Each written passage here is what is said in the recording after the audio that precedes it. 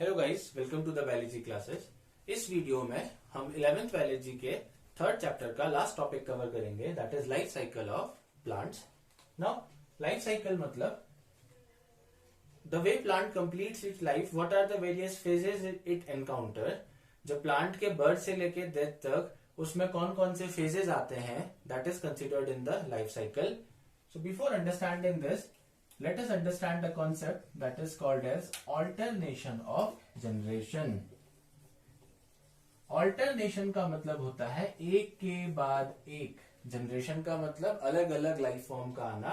तो बेसिकली जो प्लांट की लाइफ होती है वो दो अलग अलग फेजेस में डिवाइड है।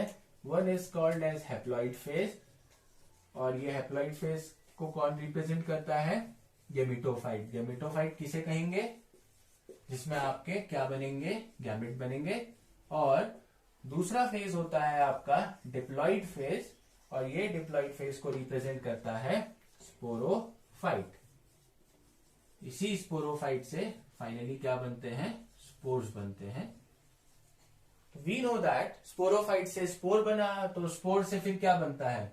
Spore give rise to gametophyte. Gametophyte से गैमेट बना, और गैमेट ने फिर किसको राइज किया? स्पोरोफाइट को। मीन्स कि जो ये स्पोरोफाइट है और गेमिटोफाइट है ये एक दूसरे के ऊपर डिपेंडेंट है, and they occurs in a alternate manner. So that is why this is called as alternation of generation. ये प्लांट्स में देखा गया है this phenomenon. So basically alternation of generation is the overlapping of haploid and diploid phase in a sequence in the plant. So this phenomenon is called as alternation of generation. Now basically अब ये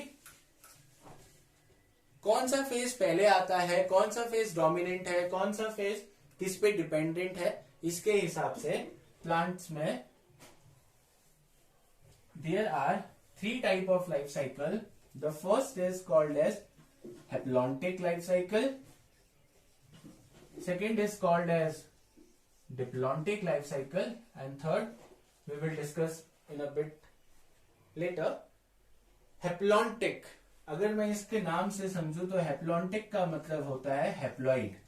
तो haplontic life cycle ऐसी life cycle को कहा जाता है जिसमें plant में हैप्लॉइड फेज डोमिनेंट होता है। डोमिनेंट होने का मतलब है कि प्लांट की जो लाइफ है उसका मैक्सिमम पार्ट किस में कट रहा है? हैप्लॉइड फॉर्म में कट रहा है। तो और हैप्लॉइड फेज डोमिनेंट होने का मतलब क्या डोमिनेंट होगा? गेमिटोफाइट डोमिनेंट होगा इसमें। So now understand this. अब ये इसकी लाइफ साइकिल को समझते हैं। ये ज्यादातर हैप्लॉन्टिक लाइफ साइकिल हमें एल्गी के केस में देखी जाती हैं। होता क्या है ये समझते हैं। नाउ इसमें जो थैलस होगा वो कैसा होगा? हैप्लॉइड होगा। हैप्लॉइड थैलेस का मतलब क्या है? Haploid Thales is always gametophyte. मतलब जो इसका थैलेस है वो किसको रिप्रेजेंट करता है? गेमिटोफाइट को। अब गेमिटोफाइट हमेशा कैसा होता है? हैप्लॉइड। इस गेमिटोफाइट में क्या बनेंगे? मेल गैमेट बना और फीमेल गैमेट बना। अगेन ये भी हैप्लॉइड होंगे। अब मेल गैमेट और फीमेल गैमेट एक दूसरे से फ्यूज करके क्या बनाएंगे? जाइगोट बनाएंगे। रिमेंबर हैप्लॉन्टिक लाइफ साइकिल की एक खास बात, एक मैंने कहा हैप्लॉइड फेज डोमिनेंट है, दूसरा मैं कहूंगा कि जो इसका डिप्लॉइड फेज है जिसको हम स्पोरोफिटिक कहते हैं वो सिर्फ वन सेल्ड होता है। इसीलिए हमने इसको हैप्लॉन्टिक लाइफ साइकिल कही। मतलब कि जो डिप्लॉइड फेज है वो सिर्फ एक सेल से ही रिप्रेजेंट होगा and for a very short duration of time. तो जैसे जाइगोट बना, जाइगोट क्या हो गया? डिप्लॉइड। और जाइगोट में तुरंत क्या होगा? मियोसिस। मियोसिस होगा। मियोसिस होने से इसमें क्या बनेंगे? स्पोर्स बनेंगे, और फिर स्पोर्स से क्या बनेगा? थैलस बनेगा। तो आपने देखा कि इसका मैक्सिमम जो फेज है वो किस फॉर्म में कट रहा है? हैप्लॉइड फेज में। और एक बहुत शॉर्ट पीरियड के लिए इसमें क्या आता है? Diploid phase. इसीलिए इसकी लाइफ साइकिल को क्या कहा गया है? हैप्लॉन्टिक। नाउ कुछ ऑर्गेनिजम्स में कुछ प्लांट्स में डिप्लॉन्टिक लाइफ साइकिल होती है। इसका मतलब इसमें डिप्लॉइड फेज क्या होगा, डोमिनेंट है। डिप्लॉइड फेज किसे कहते हैं, स्पोरोफिटिक को, तो वो क्या है, इसमें डोमिनेंट है। अब यहां पे आपने देखा कि डिप्लॉइड फेज वन सेल्ड था, तो यहां पे क्या होगा, आपका जो गैमेटोफाइट है या हैप्लॉइड फेज है वो कितना होगा, वन सेल्ड, बहुत ही शॉर्ट ड्यूरेशन के लिए। तो हैप्लॉइड फेज सिर्फ वन सेल्ड होता है, it is not multi cellular. Now इसके जो एग्जाम्पल हैं वो है हमारे higher plants, that is gymnosperms and angiosperms.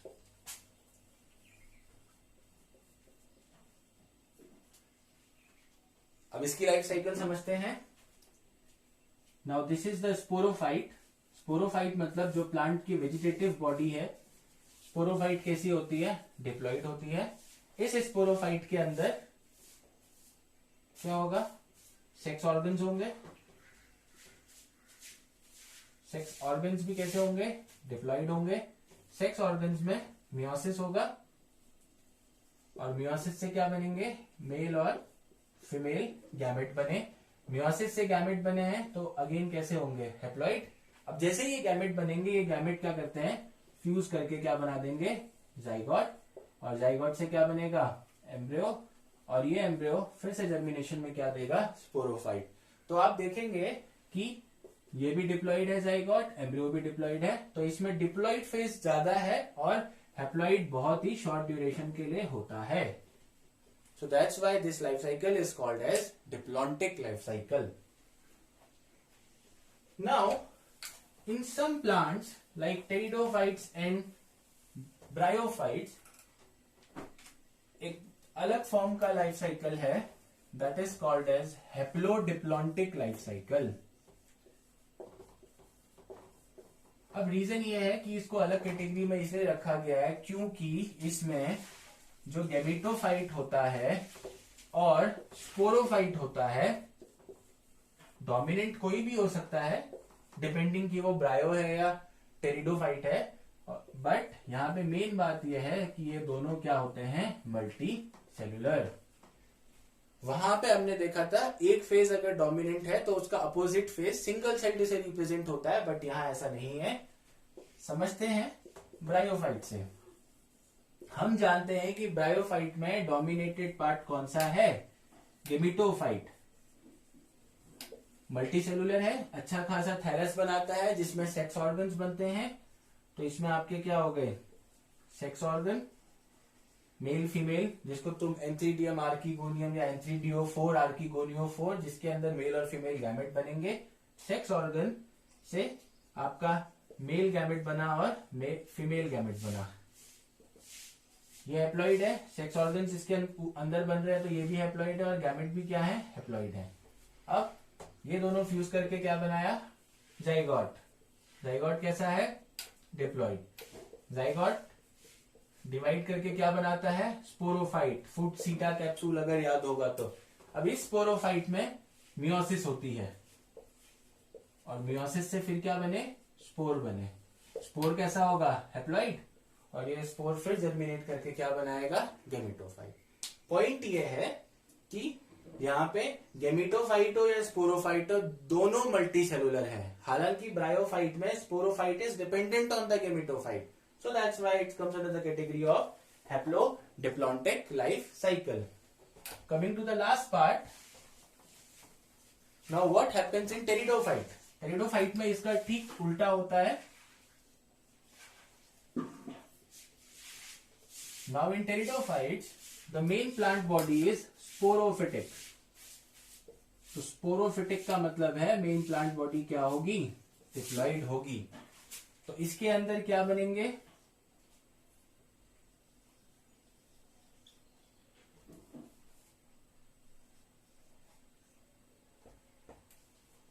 Sporophytic में आपके स्पोर्स बनेंगे। ये स्पोर्स से आपका